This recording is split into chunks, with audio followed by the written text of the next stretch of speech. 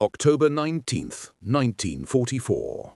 06:42 hours, Eastern Poland.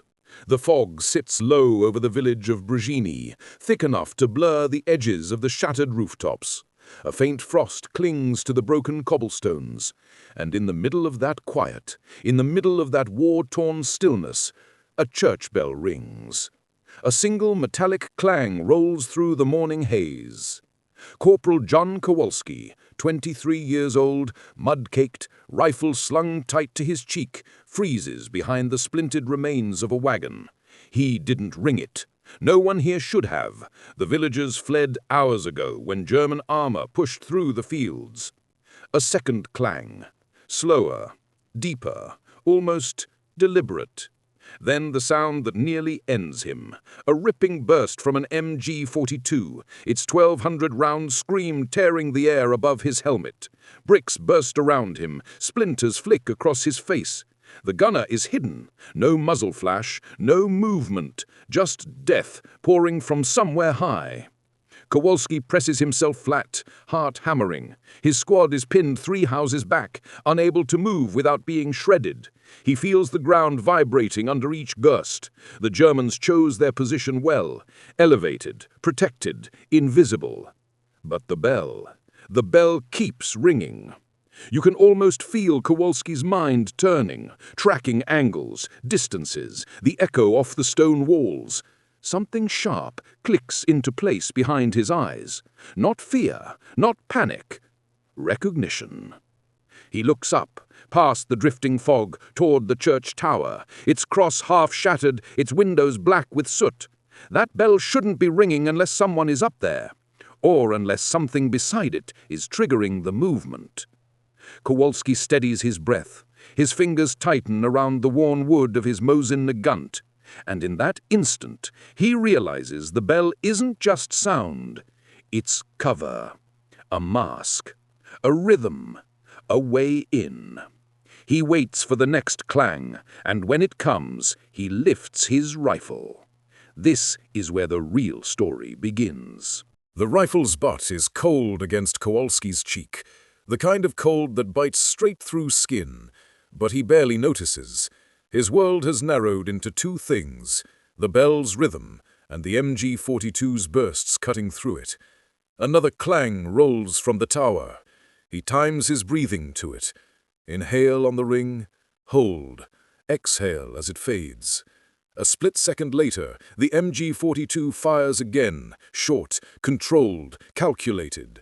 This isn't some nervous recruit firing wild. Whoever's behind that gun knows exactly how to pin down a squad with minimum exposure. A veteran, maybe Waffen-SS, maybe one of the MG gunners who trained for years to make the Maschinengewehr sing. Kowalski squints through the fog, tracking the pattern. Each burst comes a heartbeat after the bell, almost synchronized, almost choreographed. But why? He lowers himself deeper behind the wagon, boots sliding in mud. A shard of brick falls beside him, still warm from the last burst. He wipes grime from his scope and listens again. You can almost feel his mind racing, not panicked, but precise, like he's solving a puzzle with bullets as clues. Another clang. This one longer, a fuller swing. The MG-42 opens immediately after, sweeping the street in a deadly arc. Kowalski presses his wrist to his ear. He's counting the delay. 1 second, 1.5, sometimes 2. The rhythm changes as the bell swings wider. The gunner isn't timing with the bell. He's timing because of it. The recoil vibrations, the clatter of the mechanism, the shifting weight. Something about the MG-42 setup is disturbing the rope or the counterweight, which means the gun is in the tower, and the gunner has placed himself right beside the bell. A dangerous spot, yes, but high, concealed, and with perfect sightlines over the broken street.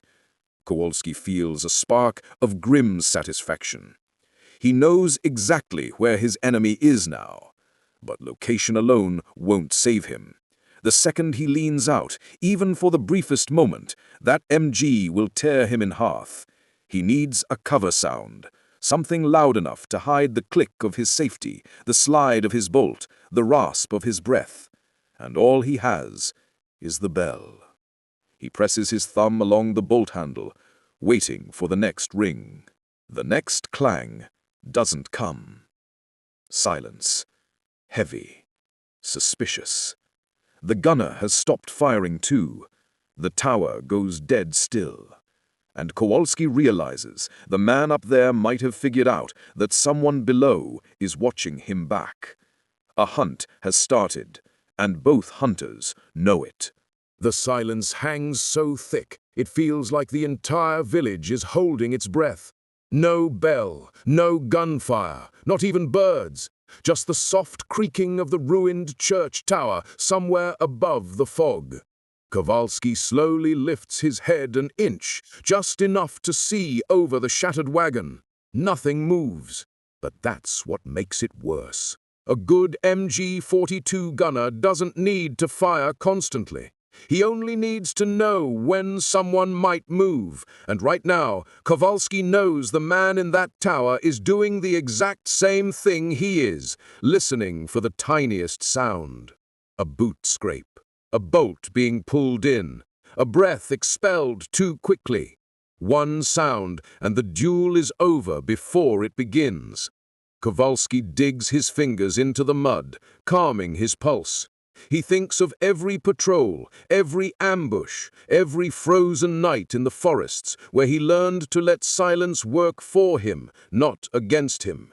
A sniper survives by patience, not speed. But patience alone won't win this. He scans the tower again, eyes narrowing. The bell sits in its frame, still swinging slightly from the earlier vibrations. Just enough motion to make a faint metallic groan. And that's when he sees it. For a fraction of a second, a flicker of orange in the window next to the bell. A match? A lighter? No. A cigarette ember. The gunner is taking a drag. A tiny glow in the fog, but enough. Enough for Kowalski to mark the exact height, the exact window, the exact angle. He slides a cartridge into place, doing it slowly, millimeter by millimeter, so even the air doesn't hear it. The metal clicks softly into the chamber, but before he can pull the bolt entirely forward, clang! The bell rings again. Not loud, not clean, but just enough cover. Kowalski doesn't hesitate. With the bell masking his motion, he shifts into a firing stance. Elbow braced against the wagon wheel. His scope aligns with the tower window exactly as the bell finishes its arc. Then, a Mausel flash erupts from the darkness. The MG-42 is back, roaring to life, spraying the street in a blinding storm of bullets. Kowalski feels the shockwave of bullets slicing the air inches above his shoulder. Wood explodes behind him, raining splinters. But this time, he's ready. He tracks the flash, the rhythm, the recoil pattern. He watches the exact spot the next burst will come from. But he needs one more clang, one more mask to fire back without giving his position away. The bell is slowing. The arc is fading. If it stops swinging, he loses his only chance. And right now, it's almost still. The bell hangs almost motionless now, a massive bronze silhouette suspended in the fog.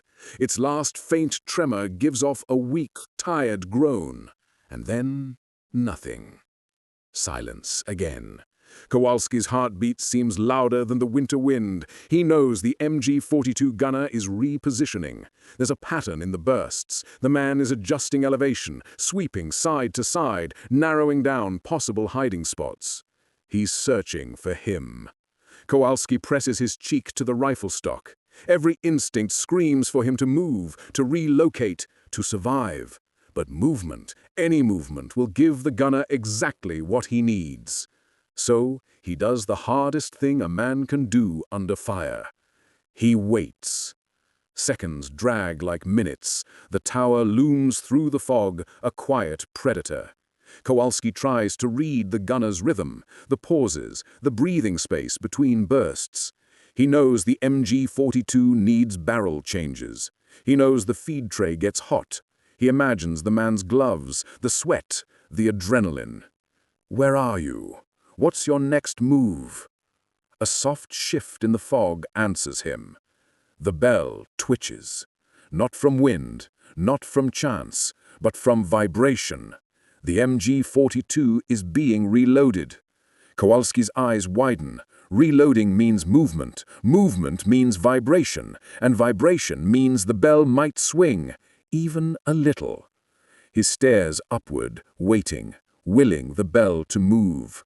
Another vibration trembles through the tower frame.